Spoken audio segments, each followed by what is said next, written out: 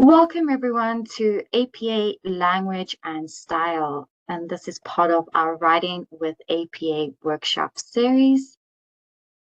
Today we're going to talk about the APA guidelines for language and style, and essentially that is going to be about writing and word choices and how APA can help us in those aspects of the writing process.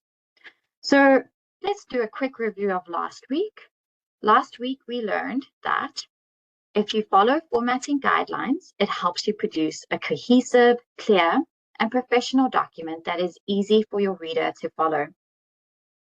APA 7th edition guidelines include formatting rules for order of pages, title page, document layout, headings, and so much more. Always follow your instructor's directions if they differ from APA formatting guidelines. And APA Style Online provides information and examples for formatting in APA. Again, if you'd like to find out more about formatting, the recording is available on our website, so it's there for you to review. So what are we going to talk about today? Well, we are going to answer these questions. Why does language and style matter? When do I focus on language and style? How can APA Style help me write like a professional? And where can I go for online APA resources? So let's begin off with, why does language and style matter? So APA is a set of principles and guidelines, and these principles help guide writers to use language so that it is clear to a broad audience, precise to meet scholarly standards, and inclusive of those reading our writing and those who are represented in our writing. So these are three principles that APA tries to provide some guidance to you as writers in the writing process. And before we go into a more in-depth discussion about writing and word choice, I just want to share that this workshop is not about restricting or judging language use, but rather a space for thoughtful discussion on how we use language and what are things that we should consider. Okay. When do I focus on language and style? So here we have a great figure on the writing process, and we've got different steps that you may encounter as a writer that you encounter throughout the process. Things such as pre-writing, so reviewing assignment instructions, understanding what is the task, research, finding information, what it is that you want to say about this assignment or task, and then thinking through how you're going to say it, how you're going to organize it. That's what we do in the outline stage. Then we actually begin drafting this writing task. And then we get to the editing and proofreading stages of the process. So revising are some of the macro considerations such as organization and flow. And editing and proofreading are some of more the micro concerns such as formatting, spelling, and things like that. So essentially, we have it as a cyclical process, but often the writing process is a back and forth situation, and that's all right. That's really normal. But essentially, when would you start considering language and style? Well, I would say it's really prominent as a concern when you get to the revising, editing, and proofreading stage, because this is when you really consider your word choice, and it's an explicit step. You're going to really now think about your draft is come together, and now how is it coming across to the reader what you are trying to say? Is it clear? Is it inclusive? Is it precise? So those principles, this is when you would really keep them in mind and apply them in the writing process. Okay, how can APA style help me write like a professional? It might be a surprise to you to think of APA as something that can help you write like a professional, especially if it's something that you've only thought as a citation and reference guideline. But APA does provide some style and language, right, guidance. So we have this great table that was compiled by the APA team that was giving some advice to practitioners of APA on what are the things that they should focus on or avoid or ignore if they want to write like a professional. So let's go through this list. If you want to write like a professional, you should avoid colloquialism, slang, idioms, and cliches. So being very careful with your metaphors or figurative language in your writing. They also say that you should avoid contractions. So as much as possible, use the full terms or the full words. Then avoid judgmental language and run-on and fragment sentences. And we'll talk a little bit more about judgmental language further on in this workshop. And then the next aspect that they said, things that you can ignore. If you only have limited time for your revising and your editing and proofreading, these are things that just can skip over, right? It's not going to affect your writing as a professional.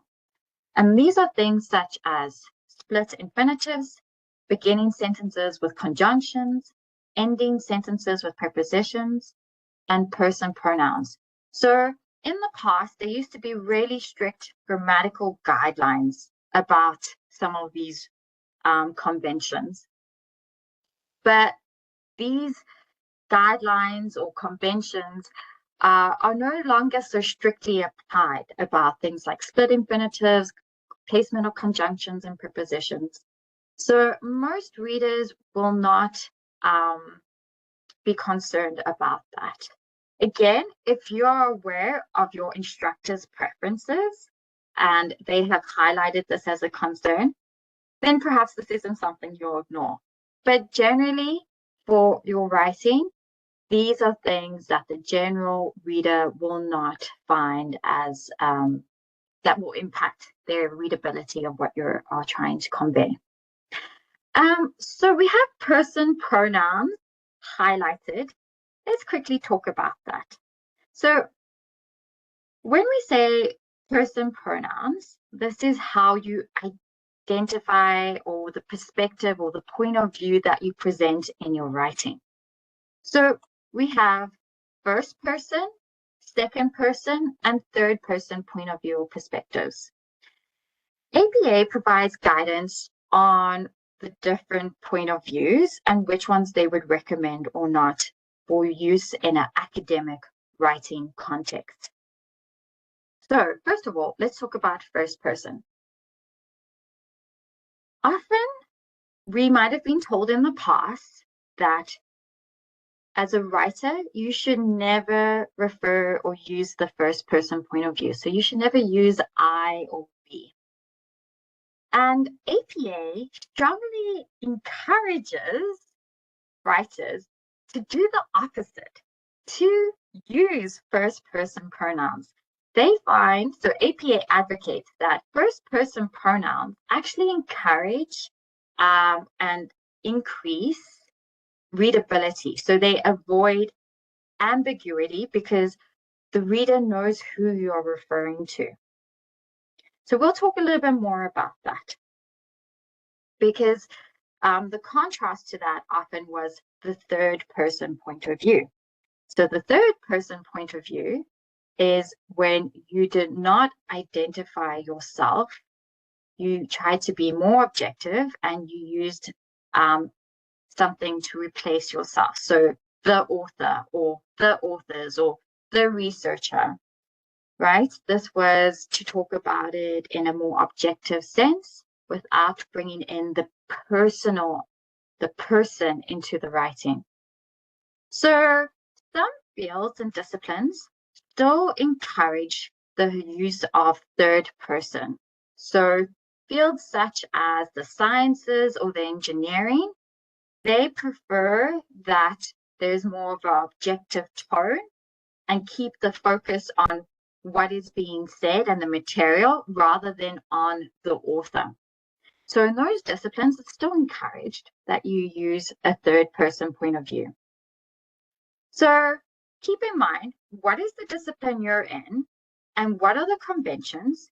And does your instructor prefer that you use first person point of view? If you're unsure, you can always directly ask your instructor and get guidance that way. One thing that is quite clear is not using second person point of view in academic writing. So it's often not used in academic settings. APA does not really provide any guidance on the second person point of view, but it's not generally used in that setting. So second person point of view, when you're referring to the reader, you, right?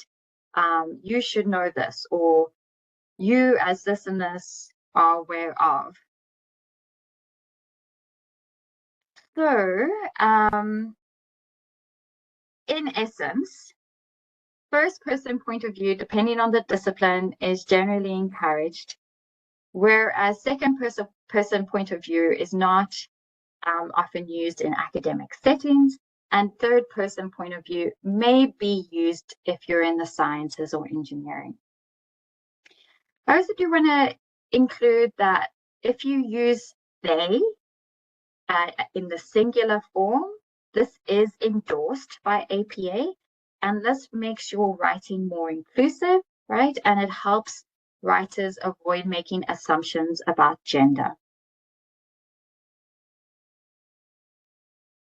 Okay, so that was our list on avoiding and ignoring.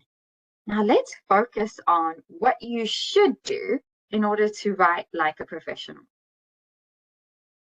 So APA suggests that you use impartial and neutral language. Again, we're going to talk about that. APA uses another term for this called bias-free language.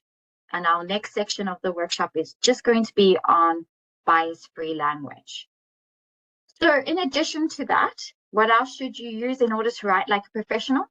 Complete sentences of varying types, transitions, capitalization, and punctuation. So we're not going to go into more detail about these three other aspects in today's workshop, but if you would like more information or would like to develop these skills, please come and see a writing tutor. We're happy to talk about this and work on this if this is something that you're interested in. Also, if you would like some self-directed guidance on these topics, we have a great ASC Learn module called Fundamentals of Academic Writing that you can self-enroll in, and you can access the link to this on our website. So Academic Success Center, self-directed learning, and you'll have a list of different topics, and Fundamentals of Academic Writing is one of them. So if you'd like to learn more, those are some options. Okay, so let's talk about bias-free language, also called impartial and neutral language.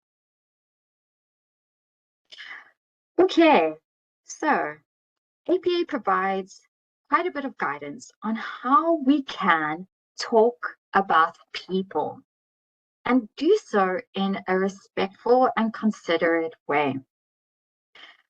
Overall, overarching in this discussion is the idea that we want to use the term that people use to identify themselves.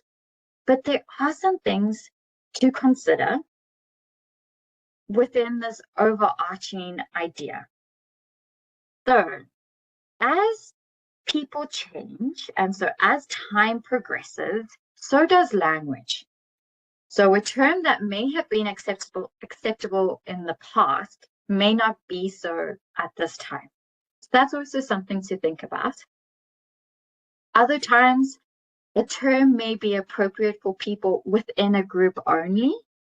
So people use a term to identify themselves within a group, but people outside of that group, it may not be acceptable or appropriate for them to use that same term. Another thing to consider is that people within a group may not agree or be the same. So there may be subgroups or different ways to identify within a larger group, or there might be a lot of disagreement about how to self-identify for that group. So there could be a lot of nuances in how you can identify a group. Overall, the thing to consider is that you want to be respectful in this conversation, and you want to make a space for explanation. If you're ever unsure about how to refer to a group of people, you can always come and see a writing tutor. We love to talk about this, so that's always a great resource. And I'll talk about some more resources towards the end of this presentation. Okay, so overall, you want to use the term that people use to identify themselves, but there are some other things that you need to consider in addition to that.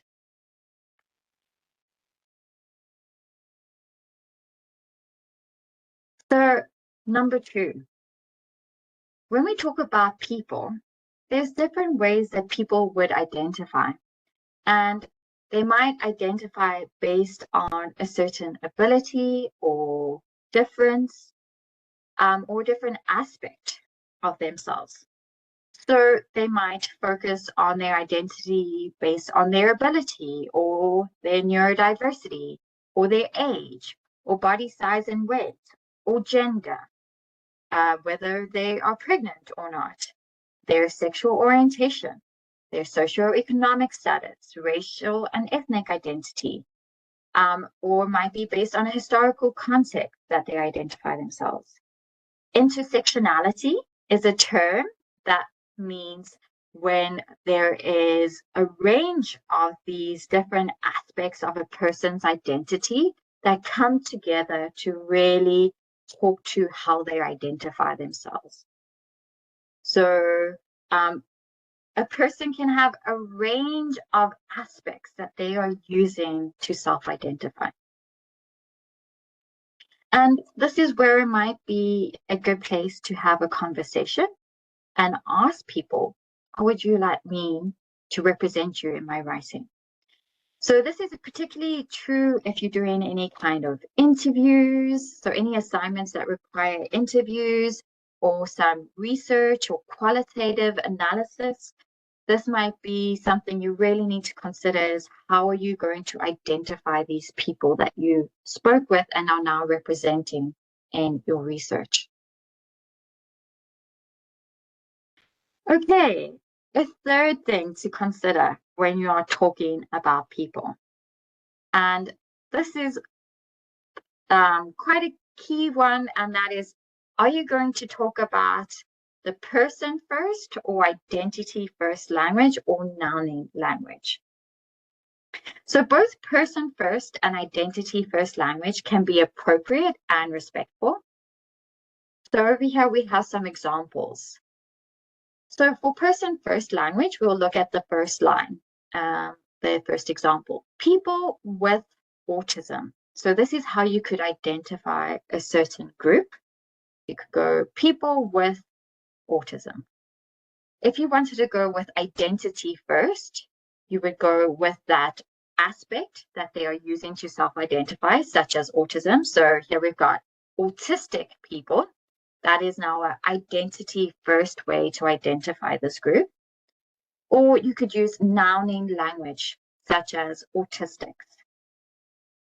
We have some more examples over here. People with low vision versus blind person versus the blind. We have another line, people with hearing loss versus deaf person versus the deaf. And we have another one, people with substance use disorder versus substance users versus addicts. And then the last one, people without housing, homeless people, the homeless. Do you see that there's a different connotation and tone to some of the different language types that we've used when we talk about people? So let's look at that second last line. People with a substance use disorder versus substance users versus addicts. The term addicts can have some really negative connotations. So a person may not like to be identified in that way. Versus substance users, in that instance, it feels very strongly like the person's identity is tied to their use of substances. And they may or may not be feel that that's an appropriate way to identify themselves. Versus the first one, where we've got people with a substance use disorder. When we say people with a substance use disorder, it sounds less permanent. It sounds more transitionary, and it sounds like it could be anyone, right? A person at this time, or a person that is experiencing, it gives it more of this temporary, suggestive element to their identity versus the other two.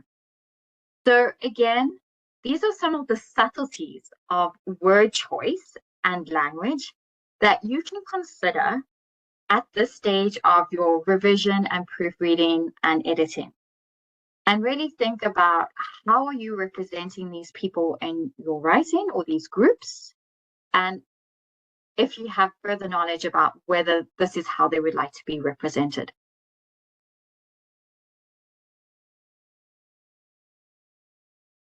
Okay, so let's have a quick discussion about the term Indigenous peoples. So often, in general, we have some great guidelines here.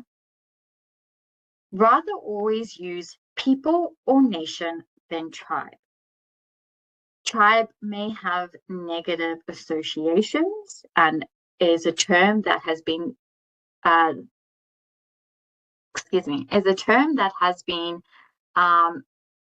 used in some legislation, past legislation, that people might have strong feelings towards. So there might be a lot of sensitivity to the use of the term tribe, and we can recognize that by using other alternative terms such as people or nation. In addition, in Canada and Indigenous territories, you would always want to defer to how people would like to be called. So if you do not know, you can always ask. You could ask the person or a representative of the people or an organization or someone knowledgeable.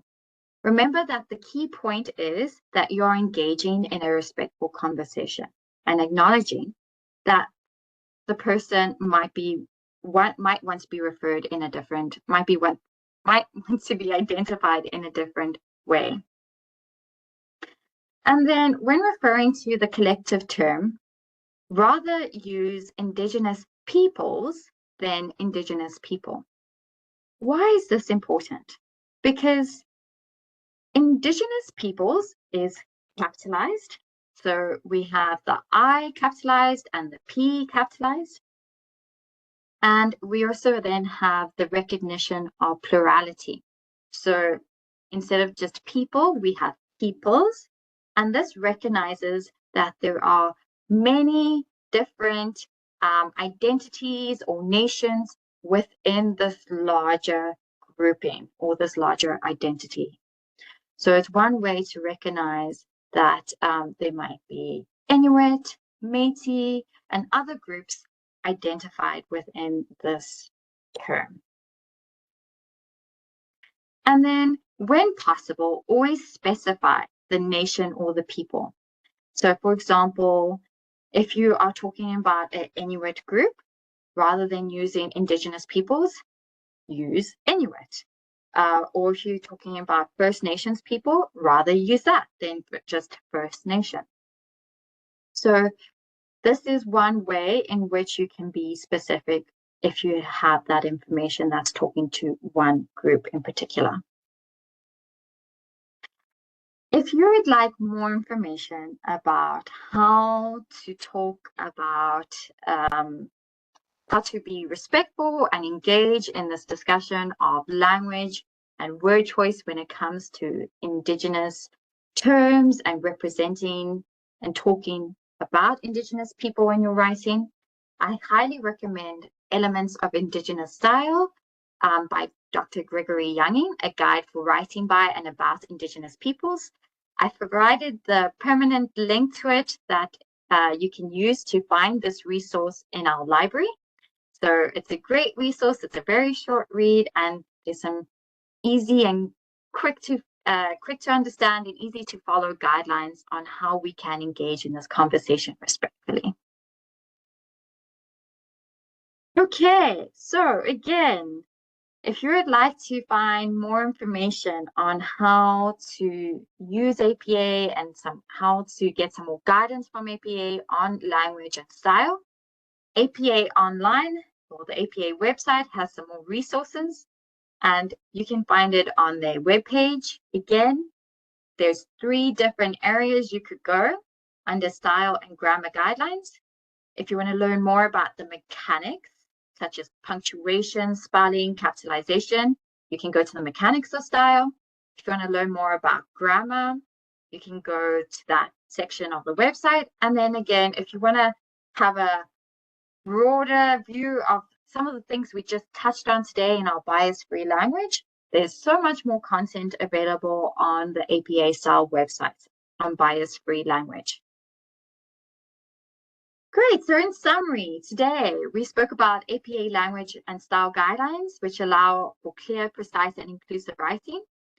And we reviewed when you would consider language and style, specifically at the reviewing and editing stage of your writing process. And we also spoke about the different aspects that you can use to write like a professional, such as impartial and neutral language, and then some of the other factors, completing sentences for varying types, transitions to show the relationship between ideas, and capitalization and punctuation consistency. So the APA style website provides further helpful guides to write like a professional. Thank you everyone for your time.